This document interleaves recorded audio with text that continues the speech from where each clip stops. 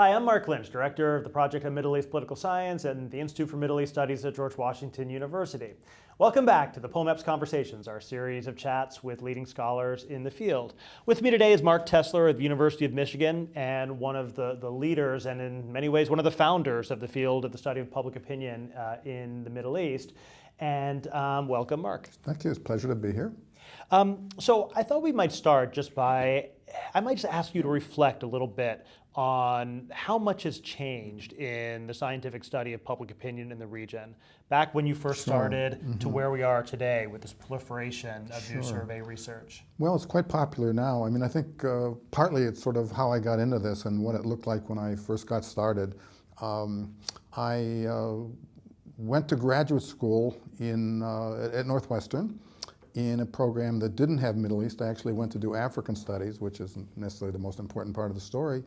And my advisor undergrad said, well, you've picked a very behavioral school. And I said, well, I don't even know what that means. They have a great African studies program, and that's why I'm going.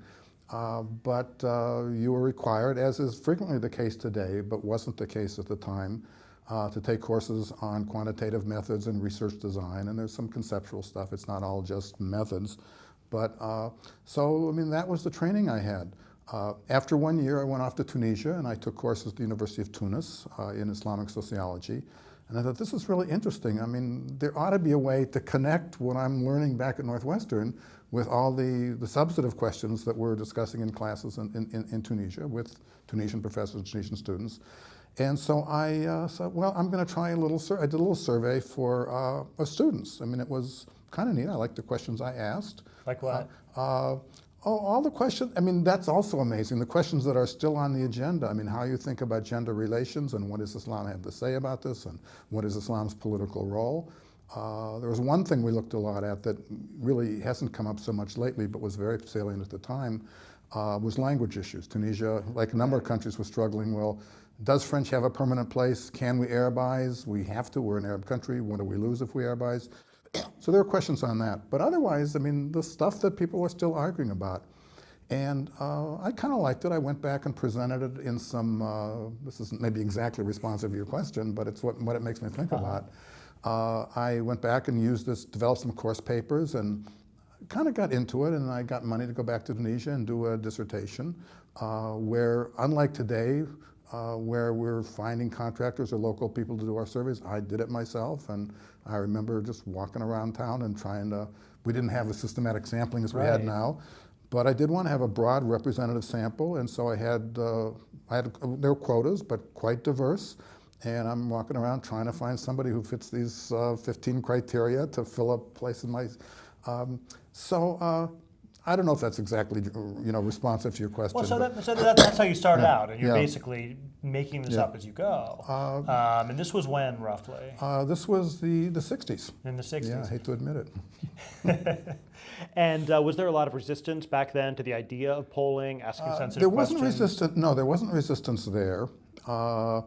There was some resistance, I think, in the States from people who do Middle East studies. I don't want to over-exaggerate it. I mean, they say, well, people should do what they want, and we're not trying to impose some orthodoxy. But there were people who would say, and you could even hear this to some extent today, well, these people don't have opinions, or their culture is very deferential, so they just, whatever the leaders say, that's what they know. We don't think that's the case today, and I think so there was a little resistance. Well, in those early waves of surveys you did, it was Tunisia, you had Algeria, right? And Morocco. And Morocco.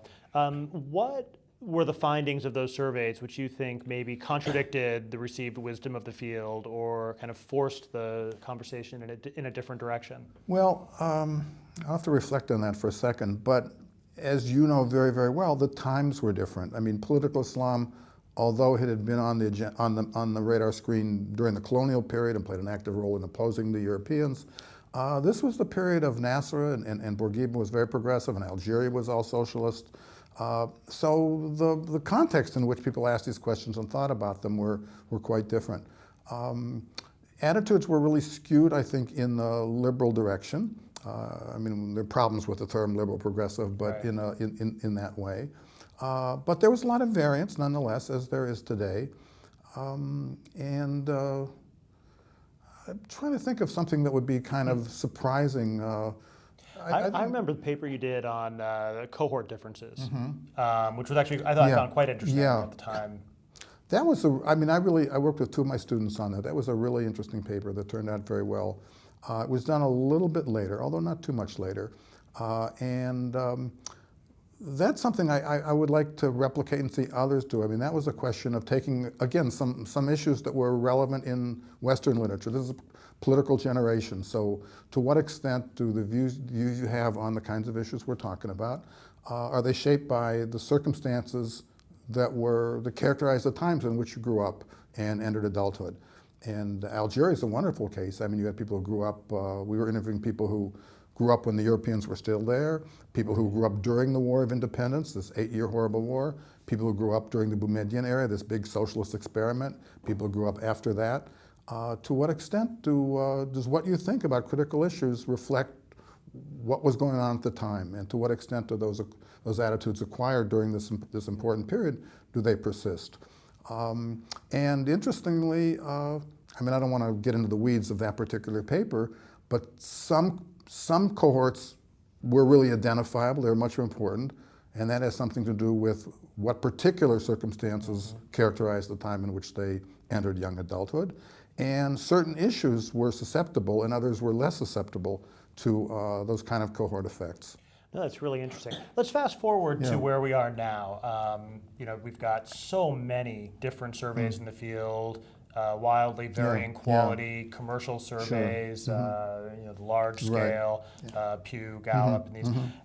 Do you think that what do you think about this proliferation of survey research? Is it really helping our understanding, or are there problems that we should be aware of? I think the benefits far outweigh the costs. I mean, for one thing, it shows they're driven by all kinds of motives, but it's a recognition that what people think is important.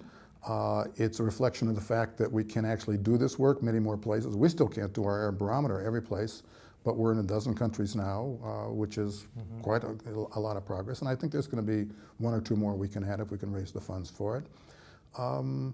So I think it's good. And do you worry about bad data driving out the good, though? Well, I think the consumer has to be an informed consumer.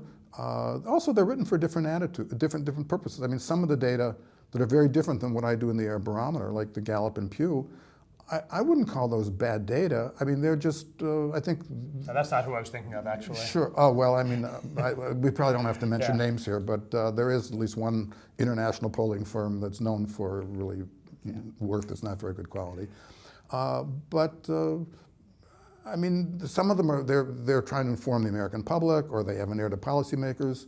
We're really working on domestic considerations, and our questions are really designed by, and the surveys are carried out by, people from the region.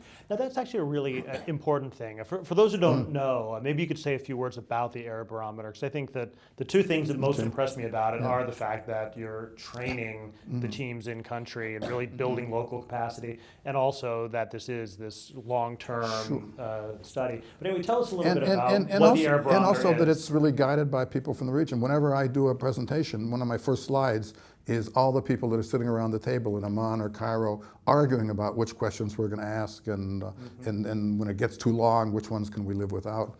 The Arab Barometer is it's a multi-country public opinion survey. It focuses mostly on issues of governance and political reform, but there's a lot of stuff in there on religion and gender and many other kinds of questions as well. As I've said, the instrument is designed by a team from, well, there's two of us in the States, myself and Namani Jamal of Princeton.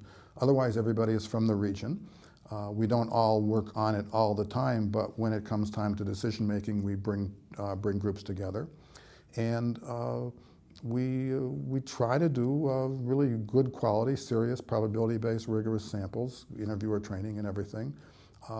I'd say in general it's really top, but we know, as everything, that there here and there it's a little, not everybody did everything exactly. It's, we're doing it over time. The first wave was done in 2006, 2007. I guess we're going to wrap up. We finished the second wave a couple of years ago. We are about halfway through the third wave, and we have funding and are making plans already for the fourth wave. So there is good longitudinal data and comparisons over time as well as across countries. And it's openly available to researchers, unlike a lot of the... It is available, no charge. There's usually a short embargo or medium-sized embargo, it's a couple of years. So the first wave data are out, and we see increasingly, as you yourself I think mentioned, people are downloading them, writing articles, and they're coming to us for reviews or to other people for reviews. The second wave data are about to finish up their embargo, so they will be available soon. Once we finish the third wave, it'll probably be a couple of years till we get them out, and it's partly to give us a chance to work with them ourselves, and it's partly to have time to really clean them and create a strong integrated merged file. I remember a few years ago, you said something to me that really stuck with me, which was, to paraphrase, that the data don't speak for themselves. You have to be able to tell a story. You have to be able to read the data in such a way that it's telling a story about the people that that you're surveying.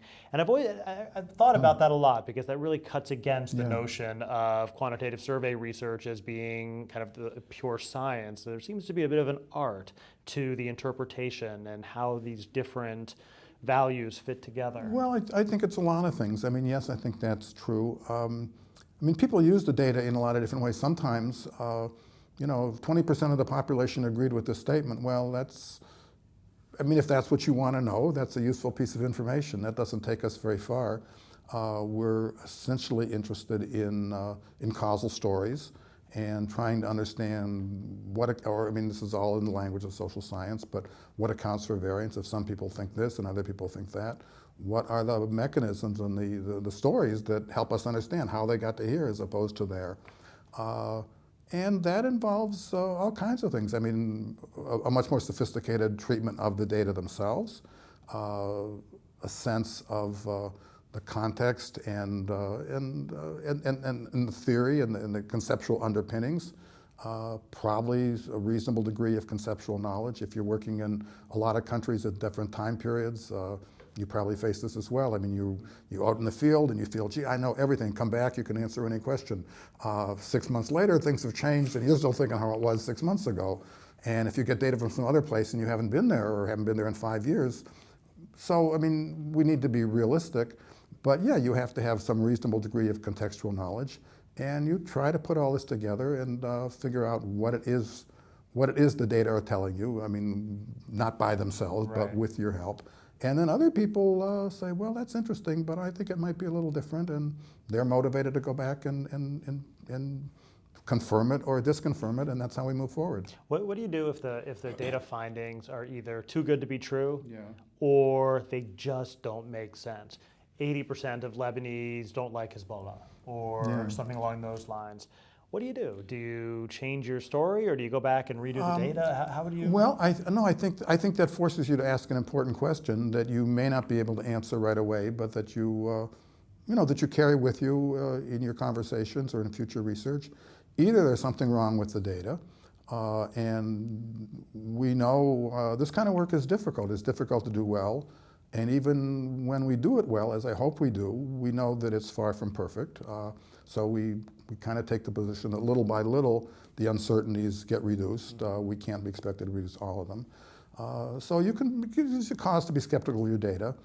It also gives you cause to think maybe the conventional wisdom and what you thought you knew wasn't so right after all. I mean, everybody knows this. Well, maybe what everybody thinks they know isn't really what's out there. And so you can't necessarily, you can go back and look at the data and say, oh, I found an error, now I know why. Or I didn't find any errors, so I'm more convinced than ever. But I think you want to interrogate the findings and your own interpretations with that in mind. And without feeling that automatically you're going to know which one it is. I mean, your data are just wrong, or so that's what I think it puts on your agenda. Well, it's exciting times. Thank you, Mark, for joining us. My pleasure. Thanks for watching the POMEPS Conversations.